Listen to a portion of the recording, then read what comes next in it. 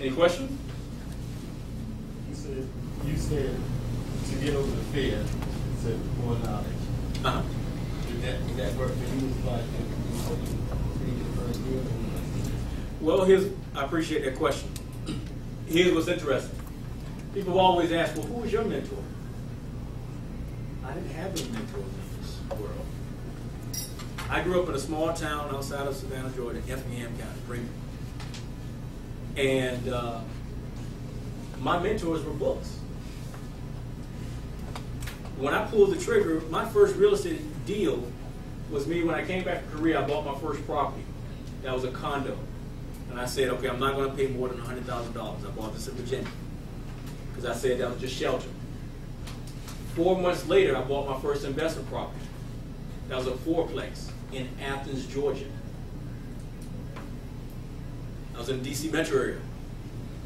I bought my first investment property in Athens, Georgia. 4 units, not a single family house. But you got to understand, though, my training, I'm an infantry officer. But I played point guard in basketball and quarterback in football. Making decisions and seeing and assessing situations and belief here, very, very high. And I've always invested in my knowledge. That dated back to 1996, the week when I got introduced to network marketing. So I'm cut of a little different fabric because I value and appreciate wisdom in people that have more knowledge than me, or people that can give me one piece of information that can help me to solve a problem. And every time I've gone to an event, I've gotten that. What we often do is we trip over pennies looking for dollars. Think about that. We trip over pennies looking for dollars. So many people are like this, so stuck, so scared, so thinking about, but we'll put money into things that don't have any value whatsoever.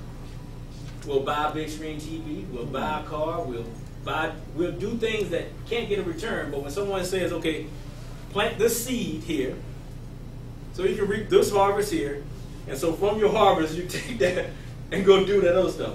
That's how I've done all things. I used to tell my friends, I said, or friends and neighbors all the time, especially young black males, don't get caught up on what I have. I said, or those other people that you see having those nice things, because most people are just doing it for a lifestyle.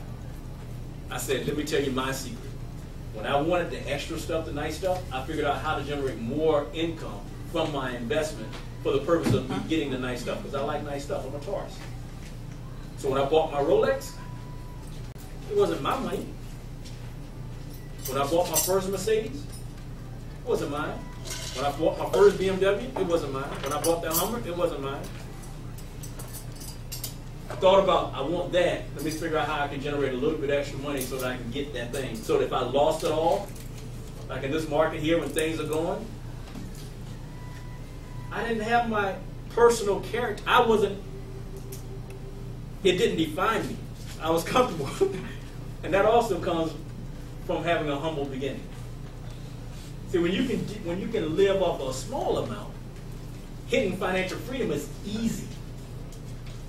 Because all you got to do is evaluate what your expenses are, see what that number is, and then figure out how to get more income than your expenses. So if you grew up on $3,000 a month, that's $36,000 a year, right? So if you can figure out how to make $3,001 passively, then you've got your release from the rat race if you choose to get out of it. I chose at 32 to do it, not because I've never made a six-figure from a job. I've never had a six-figure income. Now, I've made a lot of money through investing, but that's not a job. That's a different thing. So I have to tell people that. Okay? So the key is, I've always invested in knowledge, because as Benjamin Franklin talks about the best investment, best return, and I've always seen a return.